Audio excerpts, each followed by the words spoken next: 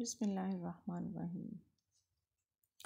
हमारा आज का टॉपिक है आमरीत के क़याम की वजूह, यानी क्या वजूहात होती हैं जिसकी वजह से आमरीत का क़याम होता है। तो इसके मुतालिक ये कहा जाता है कि ये हंगामों की पैदावार होती है। इसे एक मुसन्निफ़ जो है उसको वो कहता है कि ये चाइल्ड ऑफ एमरजेंसी होती है। डॉक्टर गुक लिखते हैं कि आमरीत हमेशा इस मुल्क में वारिद होती है जहाँ बदइंतज़ामी अपनी आखिरी हद को पहुँच चुकी हो, मौशी हालत अबतर हो चुके हों, आवाम में बददिली और परेशानियाँ फैली हों और वो मायूसी का बुरी तरह शिकार हों। तो ये आमरीत की मिसाल हम अपने मुल्क से बड़े अच्छे तरीके से ले सकते हैं कि हमारे ये सियासतदान रोते हैं कि जी फ़ौज आ गई, फ़ौज ने ये कर दिया, फ़ौज ने वो कर दिया, लेकिन असल में इन फ़ौज को बुलाने वाले भी यही होते हैं। यही सियासतदान जो हैं वो इस हद तक हालात पैदा कर देते हैं कि फिर फ़ौज को मजबूरन आना पड़ता था। तो मुल्क के अंदर जो है वो हालात ऐसे हो जाते हैं कि जहाँ बदइंतज़ामी होती है, मौशी हालात बहुत ज़्यादा बुरे होते हैं और जो है वो हुकूमत जो होती है वो सिर्फ़ और सिर्फ अपनी ज़ाती मुफादात को देख रही होती है। तो जिसकी वजह से जब ऐसा होता है तो फिर कोई ना कोई शख्स जो है जो ताकतवर होता है फिर उसको आना पड़ता है, वो चाहे फ़ौज की शक्ल में हो या बहुत सारे और जगहों पर कई ममालिक के अंदर ज़रूरी नहीं कि फ़ौजी हो, बल्कि कोई भी ताकतवर ग्रुप जो है वो आकर कंट्रोल संभाल सकता है। तो ये एक हकीकत है कि जहाँ भी आमरीत नमूदार होती है वहाँ पर जो है वो मंदरजा हालात में ही होती है। यानी अगर हम रोमन आमरीतों को देखें तो उस वक़्त शदीद हंगामी वजूहात की बिना पर वहाँ पर शदीद हंगामे थे जिसकी वजह से वो मार्ज़ वजूद में आई।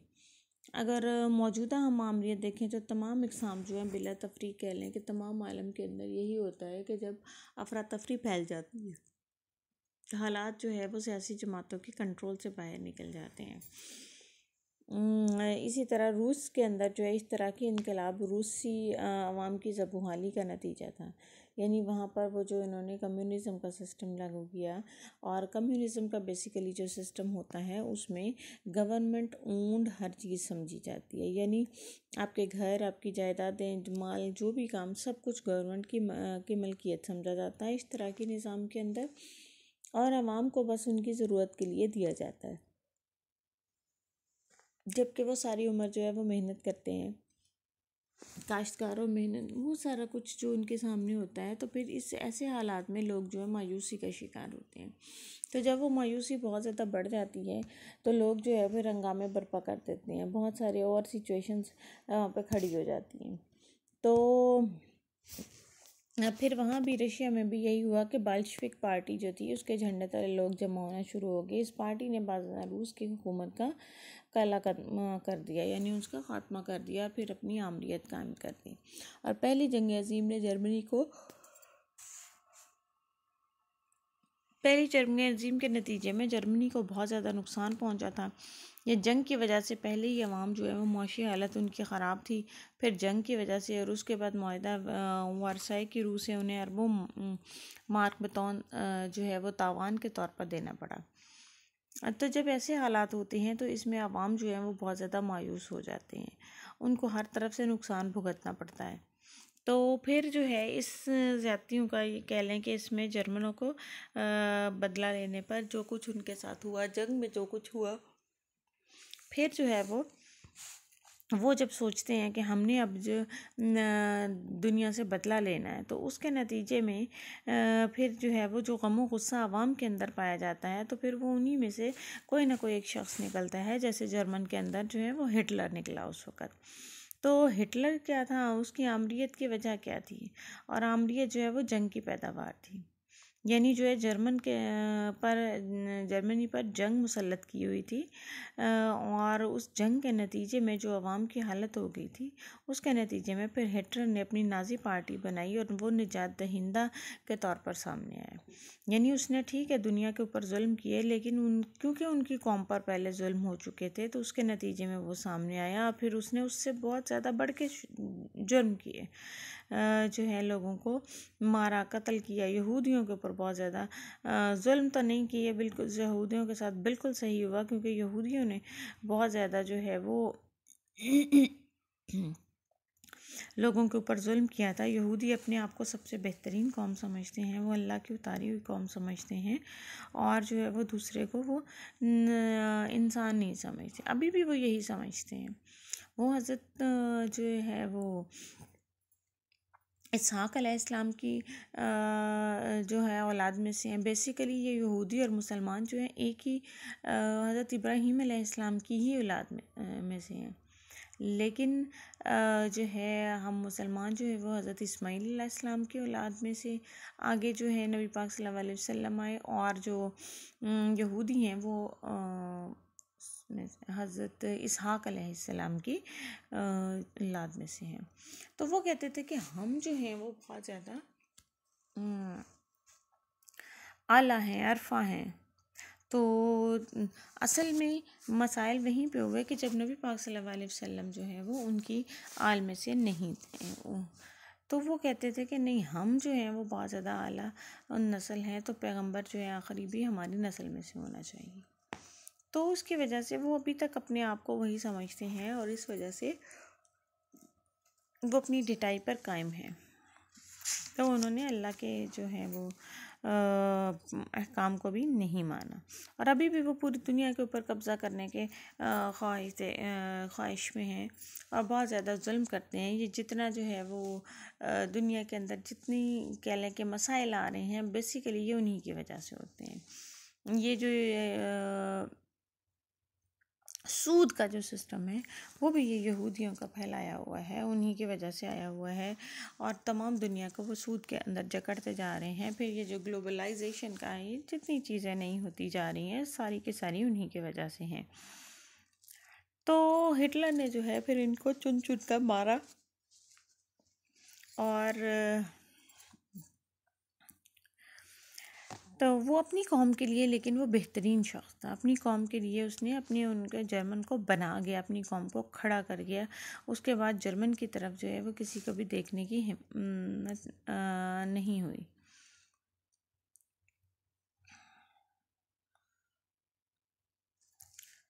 तो ये आमरीत बेसिकली जो है वो आमरीत को लाने वाले वो हालात होते हैं जो कि ये आम लोगों के या आम हुक्मरानों की पैदा करता होते हैं।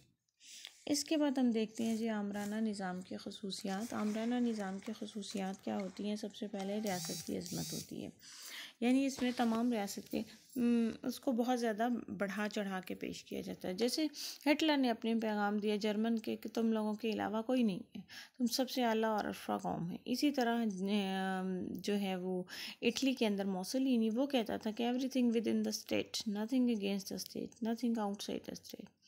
कहता है सब कुछ स्टेट के लिए है, स्टेट सबसे बड़ी है, स्टेट सबसे ज़्यादा अजीम है, और जो कुछ होगा उसी के हुक्म से होगा। यानी इसमें रियासत को सबसे ज़्यादा अहमियत दी जाती है, और ज़ाहिर है जिस जो अवाम उसके अंदर रहते हैं वो भी उसके लिए अहम होते हैं, और जब रियासत उनके लिए कर रही होती है तो अवाम भी अपनी जानें रियासत पर कुर्बान करने के लिए तैयार होते हैं। फिर इसमें आ जाता है जी इख्तियारात का इर्तकाज़। आमरीत में फ़र्द वाहिद या अफराद का एक गिरोह मुतलकुल नानियत के साथ जो है हुकूमत करता है, यानी तमाम कंट्रोल जो है उनके हाथ में आ जाते हैं, और जो है उसका जो भी डिक्टेटर का हुक्म होगा वही चलेगा, और फिर वो अपने प्रोपोगंडे का वसी जाल फैलाता है, यानी अपने बारे में अच्छी अच्छी चीज़ें फैलाते हैं। उनके तमाम लोग जो हैं उसको यही मैसेज देते हैं कि तुम जो कर रहे हो बेहतरीन कर रहे हो। असल में वहाँ पर उस वक़्त जो है कोई भी उस पर तनकीद करने वाला नहीं होता। फिर इसमें बुराई नाम मुकन्ना होती है, क्योंकि सारे ऑर्डर तो जो है वो आमिर के चल रहे होते हैं, जो उसके हाथ में हुकूमत होती है। तो मुकन्ना जो है जिसने कानून साजी करनी है उसका बराए नाम ही जो है वो काम रह जाता है। फिर इसमें एक ही पार्टी लीडर होता है। ज़ाहिर है जब एक पार्टी हुकूमत में उसके पास ताकत है, इसको फाशिस्ट फ़लसफ़ा कहते हैं, जिसमें एक ही पार्टी हो और एक उसका हुक्मरान हो, एक लीडर हो, वही जो है तमाम मामलात को चलाए। फिर इसमें आज़ादी का फुकदान होता है। ज़ाहिर है जब आप बात ही नहीं कर सकोगे तो आज़ादी नहीं हो सकेगी, बोलने की आज़ादी नहीं होगी।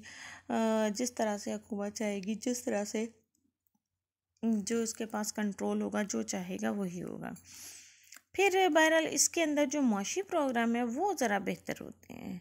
बाज़ अवक़ात में मुआशी बदहाली भी होती है, लेकिन हमारे यहाँ हमने देखा है कि हमारे यहाँ जिन अदवार को आमरीत कहा जाता है, हमारे मुल्क के अंदर पाकिस्तान में तरक्की भी उन्हीं दौर उस दौर में हुई है।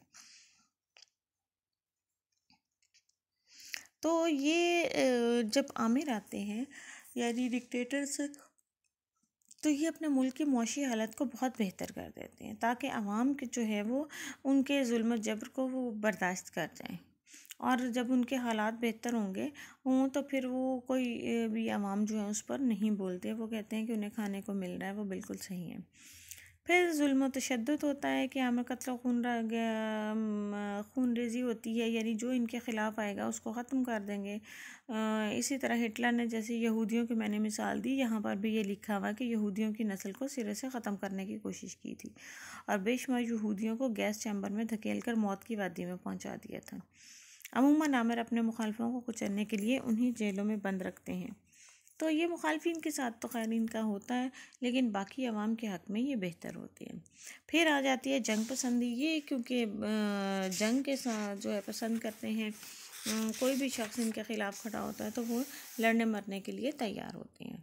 फिर फ़र्द वाहिद की मर्ज़ी, तो यकीनन जब एक बंदे के हाथ में इख्तियार है तो मर्ज़ी भी उसकी चलेगी। तो इसमें ये दौर जो है प्रोपेगेंडा का दौर भी होता है। प्रोपेगेंडा भी होता है किसी हद तक, लेकिन काफ़ी सारे काम हो भी रहे होते हैं। तो वो ये दिखा रहे होते हैं कि हमने बहुत ज़्यादा काम किया, अब जो है वो मुल्क के अंदर जो है सियासी बेचैनी और बदहाली का दौर जो है वो ख़त्म हो गया है। लेकिन अंदर ही अंदर बेशक लोग बेचैन भी होते हैं उसके बारे में, लेकिन बोल नहीं सकते। तो ये प्रोपेगेंडा भी करते हैं कि हमने बहुत ज़्यादा तरक्की की, हमने ये काम किया, लेकिन अक्सर हालात में जो है वो काम हो भी रहे होते हैं।